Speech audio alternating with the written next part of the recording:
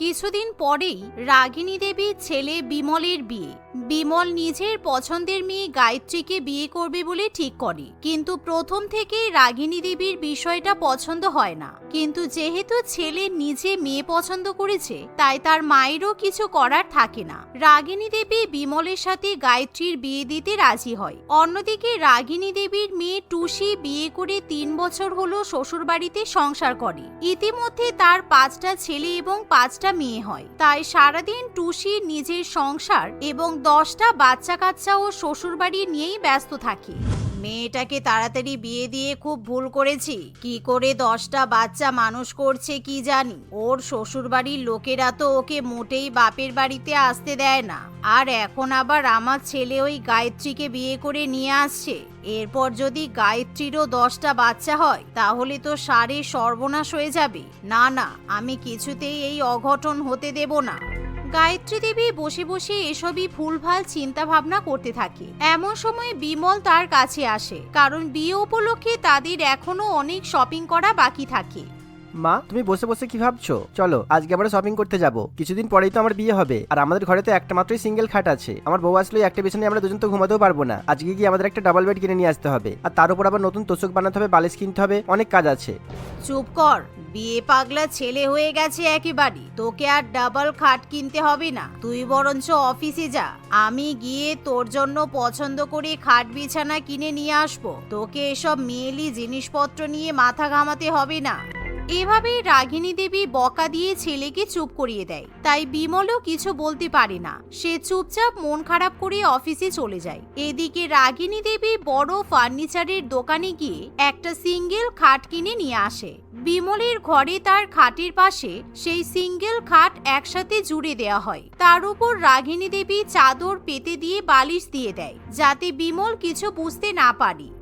শখ কম নয়, double bed কিনে নিয়ে এসে সেখানে বউকে নিয়ে ঘুমানোর ইচ্ছা হয়েছে। কোনো ডবল বেডের দরকার নেই, সব সিঙ্গেল সিঙ্গেলই ঠিক আছে, না হলে ঘোর সমস্যা হয়ে যাবে। বিমল বাড়ি এসে নিজের ঘরে বড় বিছানা দেখে খুবই খুশি হয়, কারণ সে কিছু বুঝতে পারে না। দেখতে দেখতে এভাবেই কিছুদিন কাটে। বিয়ের দিন সকালবেলা গায়ত্রীর বাবা স্বপন বাবু রাগিনী দেবীকে ফোন করে বলে, দিদি, বলছিলাম মেয়ে আর জামাইয়ের জন্য আমরা ফার্নিচার অর্ডার দিয়েছি। খাট, বিছানা, আলমারি, ড্রেসিং টেবিল সবকিছুই আছে। সুতরাং আপনাদের বাড়ির অ্যাড্রেসটা পুরোপুরিভাবে বলে দিন, আমরা সকালবেলাতেই জিনিসপত্রগুলো ডেলিভারি করে দিতে পারি, কারণ সন্ধ্যাবেলা বিয়ের সময় অত জিনিসপত্র নিয়ে যেতে অসুবিধা হবে, বুঝেছেন? এত বাড়াবাড়ি করার কি দরকার আছে? আমরা কি আপনাদের কাছে বলেছি যে আমাদের ফার্নিচার চাই? কারণ আমার ছেলের ঘরে এমনিতেই ফার্নিচার আছে। এই তো কিছুদিন আগে আমরা নতুন বেড কিনে নিয়ে আসলাম, ওইসবের আর কোনো দরকার নেই। কিন্তু দিদি, আমি যে অর্ডার দিয়ে ফেলেছি, এবার কি হবে? অর্ডার করার আগে একবার আমাকে জিজ্ঞাসা করা উচিত ছিল। যাই হোক, আপনি যখন জিনিসগুলো অর্ডার দিয়েই ফেলেছেন, তাহলে আপনাদের বাড়িতে যে কোনো একটা ঘর সাজিয়ে নিন। আপনার মেয়ে বাপের বাড়িতে গেলে থাকতে পারবে, আমাদেরও সব ফার্নিচার লাগবে না। এই বলে রাগিনী দেবী ফোন রেখে দেয়। কিন্তু স্বপন বাবুর খুব খারাপ লাগে। দেখতে দেখতে এভাবে কিছুটা সময় পেরিয়ে যায়। সন্ধ্যাবেলা বিমল এবং গায়ত্রীর ধুমধাম করে বিয়ে হয়। বিয়ের পর নতুন বউ আসার আগেই রাগিনী দেবী ছেলে এবং বৌমার ঘরে চলে যায়। এবার আমি এই দুটো সিঙ্গেল খাট আলাদা আলাদা করে সরিয়ে রাখবো। দুটো বেডের মধ্যে ডিস্টেন্স থাকলে আমার ছেলে আর বৌমা একসাথে থাকতে পারবে না। আমি ওদেরকে একসাথে এক বিছানায় ঘুমাতে বারণ করে দেব। বিছানা ভাগাভাগি করে দেওয়াই ভালো। এই বলে রাগিনী দেবী দুটো খাট সরিয়ে ঘরের 2 কোণায় রেখে দেয়। কিছুক্ষণ পর রাগিনী দেবী ছেলে বৌমার গৃহপ্রবেশের অনুষ্ঠান পালন করা হয়। চলো বৌমা, তোমাকে ঘর দেখিয়ে দিই। আর হ্যাঁ, তুমি ঘরে আরাম করে ফ্রেশ হয়ে নাও, তারপর আমরা একসাথে বসে গল্প করব। এই বলে রাগিনী দেবী ছেলে বৌমাকে ঘরে নিয়ে যায়। কিন্তু বিমল এবং গায়ত্রী ঘরের 2 কোণায় দুটো আলাদা আলাদা খাট দেখে খুবই অবাক হয়। বিশেষ করে বিমল কিছুই বুঝতে পারে না। কি ব্যাপার বিমল, তুমি যে বললে কিছুদিন আগে তোমার মা নাকি নিজে গিয়ে আমাদের জন্য ডাবল বেড কিনে নিয়ে এসেছে, আর তোমার মা আমার বাবাকেও কিন্তু ফার্নিচার পাঠাতে বারণ করেছে। এখন আমরা বিয়ের পর এরকম সিঙ্গেল সিঙ্গেল খাটে ঘুমাবো নাকি? হ্যাঁ, তুমি ঠিকই বলেছো, কিন্তু মা, এই দুটো খাট তো এতদিন জয়েন্ট অবস্থায় ছিল, হঠাৎ করে আজকে ভাগাভাগি হয়ে গেল কেন? আমি তোদের মধ্যে বিছানা ভাগাভাগি করে দিয়েছি, তোরা দুজনে আলাদা আলাদা বিছানায় ঘুমাবি, একসাথে এক খাটে শোয়ার কোনো দরকার নেই। ওসব ভালো লাগে না। আমি তোদের জন্য ডাবল বেড কিনে নিয়ে আসিনি, বরঞ্চ আর একটা এক্সট্রা সিঙ্গেল বেড কিনে নিয়ে এসেছি। আর বৌমা, আমি যেন না দেখি যে তোমরা দুটো বেড জয়েন করে ঘুমাচ্ছ, না হলে কিন্তু খুব খারাপ হয়ে যাবে। রাগিনী দেবী এই কথা বলে ঘর থেকে চলে যায়, কিন্তু বিমল এবং গায়ত্রী কেউ ব্যাপারটা কিছুই বুঝে উঠতে পারে না। বিশেষ করে গায়ত্রীর বিষয়টা খুব খারাপ লাগে। তোমার মা কেমন মহিলা, আমার আর তোমার বিছানা ভাগাভাগি করে দিয়েছে? উনি তো নিজেও একজনের বউ, উনি কখনো নিজের বরের থেকে আলাদা থেকেছেন? কি জানি, আমি তো কিছুই বুঝতে পারছি না। মা হঠাৎ করে এসব কেন করছে? মা তো আমাকে অ্যারেঞ্জ ম্যারেজ করতে বলেছিল, কিন্তু আমি যেহেতু লাভ ম্যারেজ করেছি তাই হয়তো মা শাস্তি দিচ্ছে। ফালতু কথা একদম বলবে না। তুমি যদি অ্যারেঞ্জ ম্যারেজ করতে, তবুও তোমার মা ছেলে বৌমার বিছানা ভাগাভাগি করে দিত। অ্যারেঞ্জ ম্যারেজ করার পর সেই বউ এসে যদি এরকম দেখতো, তাহলে তোমাকে ঝাঁটা দিয়ে পেটাতো। কিন্তু আমি তো তোমাকে কিছুই বলছি না। এই বলে গায়ত্রী তার স্বামীকে চুপ করিয়ে দেয়। এভাবেই ঝগড়া করার পর তারা দুজনেই মন খারাপ করে আলাদা আলাদা বিছানায় শুয়ে পড়ে। পরের দিন সকালবেলা ঘুম ভাঙার পর রাগিনী দেবী ছেলে বৌমার ঘরে চলে যায়। কালকে রাত্রিবেলা আমি বারবার খেয়াল রেখে গেছি যে তোমরা খাট জুড়ে শুয়েছো কিনা, কিন্তু তোমরা দুজনে আমার কথা রেখেছো। যাও বৌমা, রান্নাঘরে গিয়ে রান্না করো, তারপর আমি তোমাকে বাড়ির সব কাজ বুঝিয়ে দেব। রাগিনী দেবী এই কথা বললে গায়ত্রী তার শাশুড়ি মায়ের সব কথা মেনে নেয়। দেখতে দেখতে এভাবেই কিছুদিন কাটে, কিন্তু প্রত্যেক দিন নতুন বর এবং বউকে বিছানা ভাগাভাগি করেই ঘুমাতে হয়। কিন্তু মোটেই তাদের মন ভালো থাকে না, কারণ রাগিনী দেবী সবসময় তাদের উপর নজর রাখে। একদিন গায়ত্রী যখন রান্নাঘরে রান্না করে, তখন তার বন্ধু বিপাশা তাকে ফোন করে। কিরে, নতুন বিয়ের পর বরের সাথে এক বিছানায় বসে বসে গল্প করতে কেমন লাগছে? তুই তো বিয়ে নিয়ে খুব এক্সাইটেড ছিলিস। আর বল, তোরা ফার্স্ট নাইটে কি কি গল্প করলি? চুপ কর তো, গা জ্বালানি কথা বলিস না। বিয়ের পর ফুলসজ্জার রাত থেকে আমার শাশুড়ি মা আমার আর আমার বরের বিছানা ভাগাভাগি করে দিয়েছে, তাই আমরা একসাথে সময় কাটাতে পারছি না। প্রত্যেক বাড়িতে শাশুড়ি মা বিয়ের পর থেকেই বৌমার মাথা খেয়ে নেয় যে কখন বাচ্চা হবে, কখন নাতি নাতনির মুখ দেখবে। কিন্তু আমার শাশুড়ি মা একেবারে উল্টো, যাতে নাতি নাতনির মুখ দেখতে না হয় তাই আমাদের বিছানা আলাদা করে দিয়েছে। গায়ত্রীর কথা শুনে বিপাশা হেসে ওঠে। সে আবার কি কথা রে? আমার মনে হয় কি বলতো, তোর শ্বশুর মশাই তোর শাশুড়ি মায়ের সাথে গল্প করতে পারে না তো, দুজনের মধ্যে সব সময় ঝগড়া হয়, তাই জন্য তোদের দুজনকেও তোর শাশুড়ি মা আলাদা করে দিয়েছে। এমন কথা শুনে গায়ত্রীর আরো মন খারাপ করে। দেখতে দেখতে এভাবে দু একদিন কেটে যায়। একদিন গায়ত্রী ঠিক করে আজকে তারা স্বামী স্ত্রী বিছানা জোড়া লাগিয়ে একসাথে ঘুমাবে, তাই তারা দুজনে মিলে দুটো খাট জোড়া লাগিয়ে দেয়। কিন্তু রাগিনী দেবী যখন তাদের ঘরে এসে বিছানা জোড়া অবস্থায় দেখে, তখন সে ভীষণ পরিমাণে রেগে যায়। আসলে আমার বিছানাটা যেখানে আছে সেখানে সকালবেলা জানালা দিয়ে খুব রোদ আসে, আমার ঠিক করে ঘুম হয় না, তাই আমি দুটো খাট জয়েন করে দিয়েছি। আমরা তো বর বউ, বলুন বেকার বেকার কতদিন আমাদের বিছানা আলাদা আলাদা থাকবে? এরকম করে আমাদের বিছানা ভাগাভাগি করে দেবেন না, তাতে আমাদের অসুবিধা হচ্ছে। ওইসব ছলচাতুরি কথা বলবে না। তোমার অসভ্যতামি বুদ্ধি আমি ভালোই বুঝতে পারছি। অতই যখন তোমার বিছানার উপর রোদ পড়ে, তাহলে আমি ওই দিকে বিছানা পেতে শুয়ে পড়ব, আর তোমার বিছানা ঘরের অন্যদিকে রেখে দেব, কিন্তু তোমাদের দুজনের খাট আমি জয়েন করতে দেব না। এমন কথা শুনে গায়ত্রী দেবী একেবারে অবাক হয়ে যায়, কারণ শাশুড়ি মাও নাকি এবার তাদের সঙ্গে একই ঘরে ঘুমাবে। রাগিনী দেবী তখনই গায়ত্রীর সিঙ্গেল বেড ঘরের অন্য কোনায় সরিয়ে দিয়ে আর একটা সিঙ্গেল বেড ছেলে বৌমার ঘরে নিয়ে চলে আসে। একটা ঘরে এখন 3টে বিছানা, একটা স্বামীর, একটা স্ত্রীর এবং আরেকটা শাশুড়ি মায়ের। বিমল এবং গায়ত্রী রেগে গেলেও তারা রাগিনী দেবীকে কিছু বলতে পারে না। রাগিনী দেবী তার স্বামীকে ছেড়ে ছেলে বৌমার ঘরে ঘুমায় আর নাক ডেকে ডেকে তাদের ঘুম নষ্ট করে। এভাবে বিছানা ভাগাভাগি হওয়ার পর প্রায় বেশ কয়েক মাস কেটে যায়। এতদিনে বিমল এবং গায়ত্রী কোথাও হানিমুনেও ঘুরতে যেতে পারেনি, কারণ রাগিনী দেবী সবসময় তাদেরকে চোখে চোখে রাখে। আমি এরকম ভাবে বিয়ের পর বনবাসের মতো জীবন কাটাতে পারছি না, তুমি কিছু একটা ব্যবস্থা করো, না হলে কিন্তু আমি বাপের বাড়িতে চলে যাব। তারপর তুমি তোমার মায়ের সাথে সংসার করবে, আমার পক্ষে এই বাড়িতে থাকা সম্ভব নয়। মা এরকম পাগলামি করলে আমি কি করবো বলো তো? মা তোমার আর আমার মাঝখানে যদি চীনের পাঁচিল তুলে দেয় তাহলে তো আমার তো কিছুই করার নেই। আমি তো মাকে অনেকবার বুঝিয়েছিলাম, কিন্তু মা তো আমার কোনো কথাই শুনতে চাইছে না। বাবাও মাকে অনেকবার বলেছে, কিন্তু মা কারো কথাই শুনছে না। এরকম চীনের প্রাচীরের কথা শুনি গায়ত্রীর মাথায় একটা বুদ্ধি আসে। তুমি আমাকে দারুণ বুদ্ধি দিয়েছো। চীনের প্রাচীর তোলা আমি এবার বার করে দেব। আসল পাঁচিল কিভাবে তুলতে হয় আমি জানি। পরের দিন সকালবেলা রাগিনী দেবী তার স্বামীর সাথে সিনেমা দেখতে যাবে বলে ঠিক করে। কিছুক্ষণ পর রাগিনী দেবী যখন সমস্ত কাজ মিটিয়ে বাড়ি থেকে বেরিয়ে যায়, তখন গায়ত্রী এবং বিমল বড় বড় ইট, সিমেন্ট এবং বালি নিয়ে গায়ত্রী দেবীর ঘরে চলে যায়। এবার তোমার মা আর তোমার বাবার বিছানার মাঝখান থেকে আমি এমন একটা বড় পাঁচিল গেঁথে দেব যে রাত্রিবেলা ঘুমালে তোমার মা কোনোদিনও তোমার বাবার মুখ দেখতে পাবে না, আর চাইলেও এই পাঁচিল ভাঙতে পারবে না। এই বলে তারা গায়ত্রী দেবী ও তার স্বামীর বিছানার মাঝখান থেকে চীনের প্রাচীর সমান একটা বড় প্রাচীর তুলে দেয়, যেটা খাটের উপর থেকে একেবারে ঘরের মাথা পর্যন্ত যুক্ত করা হয়। সন্ধ্যাবেলা যখন রাগিনী দেবী এবং তার স্বামী বাড়িতে আসে, তখন তারা নিজেদের ঘরে গিয়ে একেবারে অবাক হয়ে যায়। বিমল, বৌমা, তোমরা কি করেছো এসব? আমার আর তোমার বাবার বিছানার মাঝখানে এত বড় পাঁচিল তোলা কেন? বিমল, নিশ্চয়ই এটা তোর বউয়ের বুদ্ধি, তাই তো?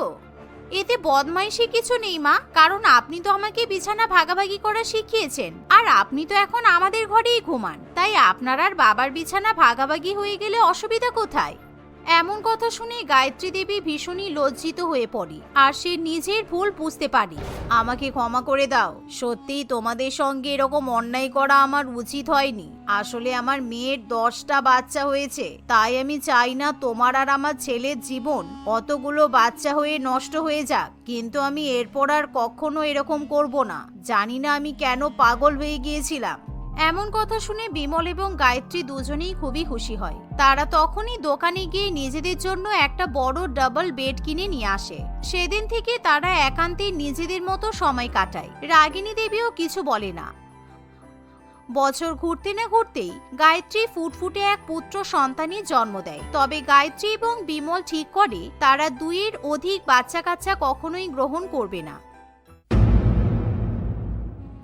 রাকেশ তার 5 বোন তিতলি, মনিকা, রিমি, পিঙ্কি এবং মোহিনীর সঙ্গে বাস করত।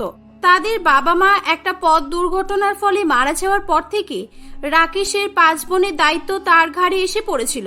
সে তার বোনদের যেমন খুব ভালোবাসতো, তেমনি তার 5 বোনও তাকে খুব ভালোবাসতো। একদিন রাকেশ সকালবেলা ঘুম থেকে উঠে স্নান করতে যায়। স্নান করে আসার পর সে দেখে যে তার পছন্দের শার্ট এবং প্যান্ট বেডের উপর রাখা আছে। তার পাশেই রাখা ছিল office bag, mobile phone, watch এবং পার্স। খুব দেরি হয়ে গেছে, তাড়াতাড়ি করে রেডি হতে হবে, না হলে লেট হয়ে যাব। সব জিনিস এক জায়গায় আছে, কোনো চাপ নেই। রাকেশ রেডি হয়ে তার অফিস ব্যাগ নিয়ে ডাইনিং টেবিলে আসে, যেখানে আগে থেকেই তার জন্য খাবার তৈরি করে রাখা ছিল। সে ঝট করে একটা স্যান্ডউইচ তুলে নিয়ে খেতে খেতে হাঁটা শুরু করে দেয়। আরে আরে দাদা, এ কি? আস্তে আস্তে, এত তাড়াহুড়ো কিসের? মাত্র একটা স্যান্ডউইচ খেয়ে তোর পেট ভরে যাবে? বস এখানে, শান্ত হয়ে বসে খেয়ে যা। আরে না না, বসে খাওয়ার সময় নেই এখন, আমি বেরিয়ে গেলাম। দাদা, সময় নেই কে বললো? এখনো 30 মিনিট সময় আছে তোমার হাতে, দেখো ভালো করে। বসো চুপ করে। আর এই যে রিমি, দাদার জন্য জুস নিয়ে আয় রান্নাঘর থেকে। ওহ, সময় আছে আজকে, তাহলে আমি লেট হয়নি। ঠিক আছে ঠিক আছে, আরাম করে খাই তবে। রাকেশ খাওয়া শুরু করলে তার 5 বোন তার দিকে একভাবে তাকিয়ে থাকে।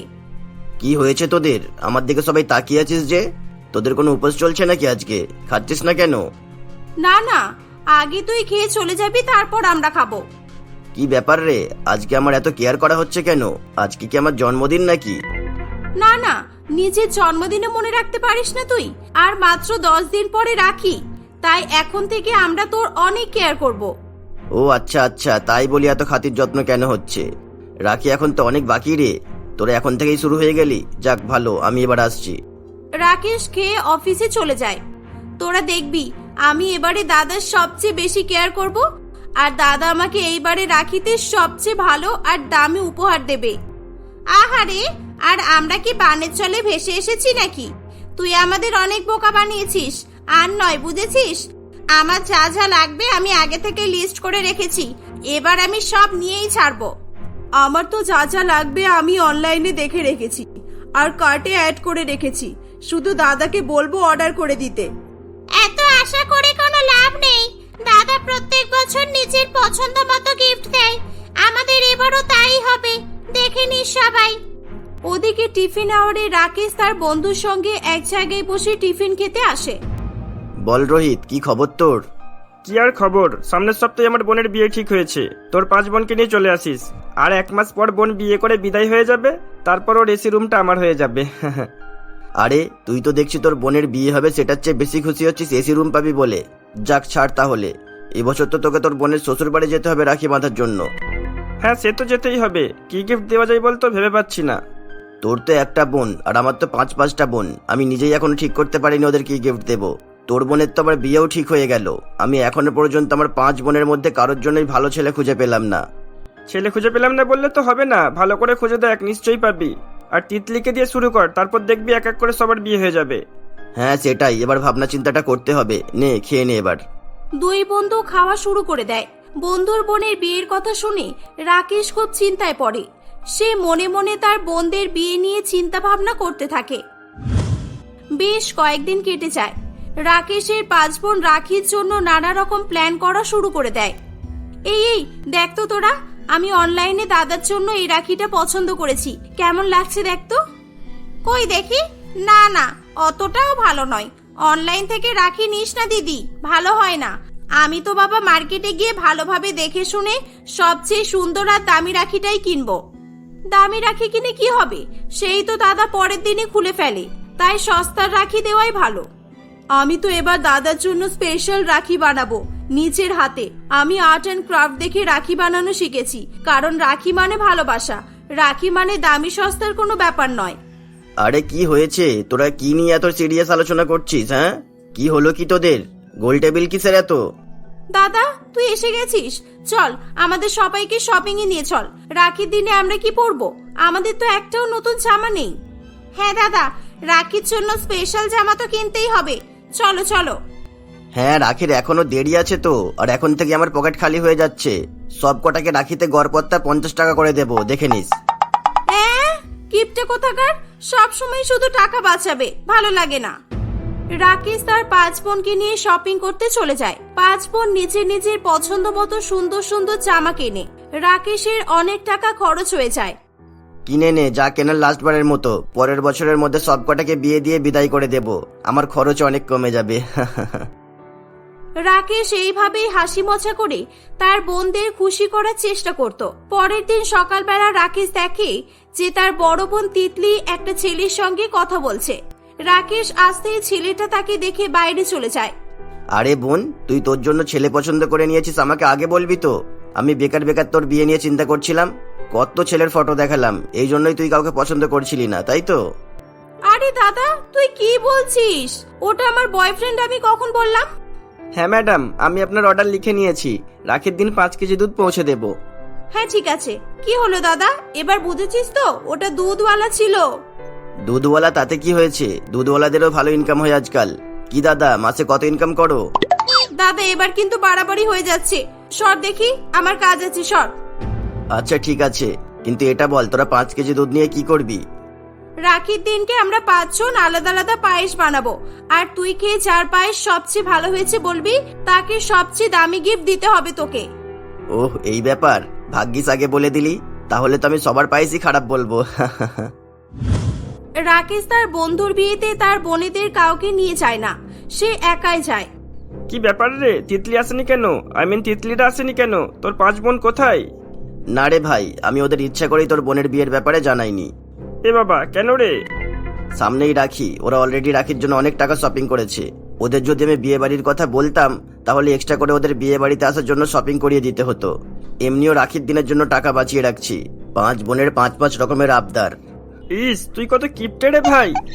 তুই চুপ কর, একটা মাত্র বোন তোর, তুই কি করে বুঝবি? হাতে 1000 টাকা ধরিয়ে দিলি অথবা যে কোনো একটা গিফট দিলেই তো তোর মিটে যায়, আর আমি তো রাখির দিনে দেউলিয়া হয়ে যাই, দেউলিয়া, বুঝেছিস? রাকেশ তার বন্ধুর বোনের বিয়েতে এনজয় করে বাড়ি চলে আসে। সে বাড়ি এসে তার বড় বোন তিতলির বিয়ে নিয়ে আরো বেশি চিন্তায় পড়ে। পরের দিন রাকেশের 5 বোন এক জায়গায় বসে গল্প করছিল। এই দিদি জানিস, আমার কলেজে না একটা ছেলে আছে, ছেলেটা সব সময় আমাকে বিরক্ত করে।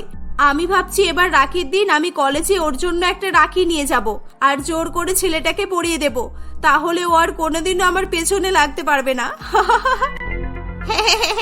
এমন দিন আমরা অনেক আগে কাটিয়ে এসেছি।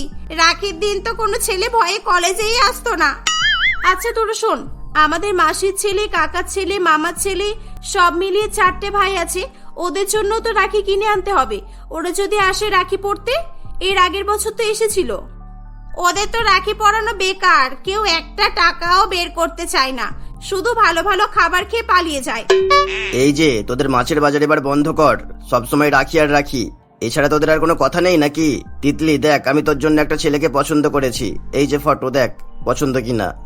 তিতলি ফটো দেখার পর বলে, না দাদা, আমার একে পছন্দ হচ্ছে না, তুই অন্য ছেলে দেখ।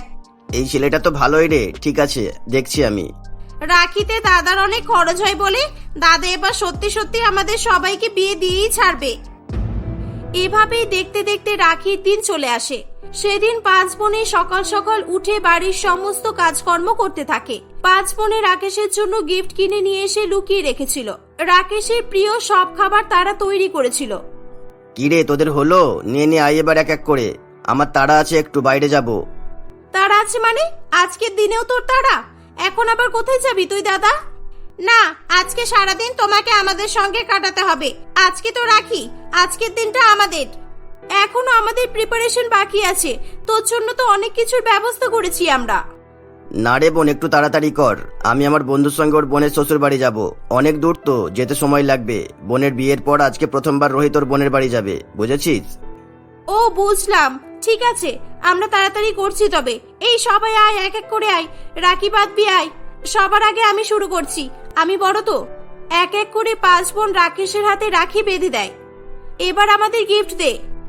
গিফট? কিসের গিফট? এবারে কোনো গিফট হবে না, তিতলির বিয়ের জন্য টাকা জমাচ্ছি। এই দাঁড়া। হ্যালো, হ্যাঁ রোহিত বল। কি তুই বাড়ির সামনে দাঁড়িয়ে আছিস? মানে আয় আয়, ভিতরে আয়। রাকেশ এক এক করে তার বোনদের হাতে একটা করে গিফটের বক্স তুলে দেয়। ওই তো রোহিত দাদা চলে এসেছে, এসো না দাদা, বসো বসো। এই দিদি, রোহিত দাদাও তো আমাদের ভাইয়ের মতোই, আমরা তো রোহিত দাদাকেও রাখি পরাতে পারি। হ্যাঁ হ্যাঁ, পড়া না পড়া, কোনো অসুবিধা নেই। রোহিত হাতটা দে। আরে দে দে, চিন্তা নেই তোর, টাকা খরচ হবে না, কোনো গিফট দিতে হবে না। এক এক করে সবাই রোহিতকে রাখি পরায়, শুধুমাত্র তিতলিকে ছেড়ে। দিদি, তুই দাঁড়িয়ে আছিস কেন? নে রাখি পরিয়ে দে, আমাদের সবার পরানো হয়ে গেছে। না, আমি একে রাখি পরাবো না। আমিও তিতলির কাছ থেকে রাখি পরবো না। সবাই দুজনের মুখে একই কথা শুনে অবাক হয়ে তাদের দিকে তাকিয়ে থাকে। দাদা, আসলে আমি আর রোহিত দুজনকে পছন্দ করি, আমরা দুজনে বিয়ে করতে চাই। আজকে রাখির দিন আমি এটাই উপহার হিসেবে চাই তোর কাছ থেকে। এটা শুনে রাকেশ খুব খুশি হয়। তোরা একে অপরকে পছন্দ করিস, আগে বলবি তো। তিতলি, রোহিত খুবই ভালো ছেলে, তোর জন্য এর চেয়ে ভালো ছেলে আর কেউ হবে না। রাকেশ তাদের বিয়েতে রাজি হয়ে যায়। তিতলি রাখির দিনে সেরা উপহার পেয়েই যায়। তার সাথে সাথে রাকেশ তার বোনেদেরও আবদার পূরণ করে। এভাবেই সবাই মিলে রাখির দিনটা আনন্দ করে মজা করে উদযাপন করে।